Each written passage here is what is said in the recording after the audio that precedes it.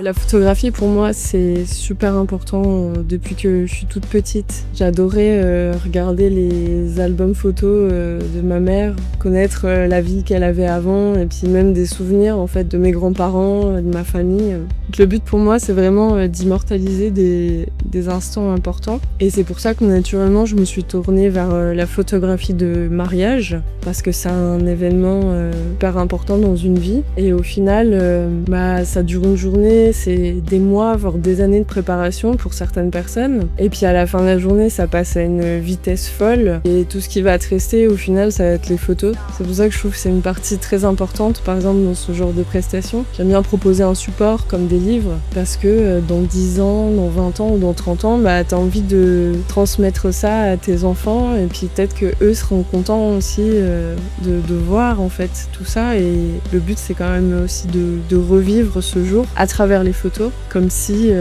c'était hier.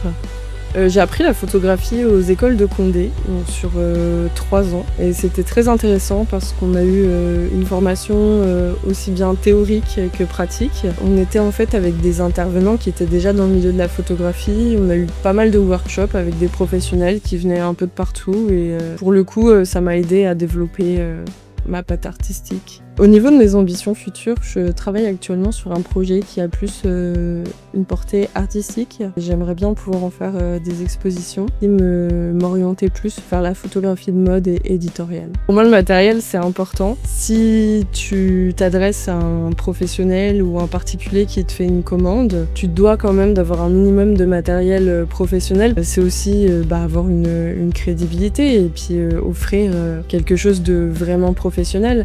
Après, si on parle du matériel dans un domaine plus artistique, là je te dirais non, parce que ça dépend en fait du rendu que tu veux avoir. Tu peux très bien faire toute une série que tu vas exposer dans un musée qui sera fait à l'iPhone. Je pense à Angèle qui a fait son dernier clip justement à l'iPhone. Après, ça peut être aussi la photographie argentique, j'en fais aussi. J'ai pas forcément un Hasselblad avec lequel je vais travailler, qui est quand même le summum de l'argentique. Je travaille avec un Minolta et du coup le rendu que je veux en tout cas me correspond.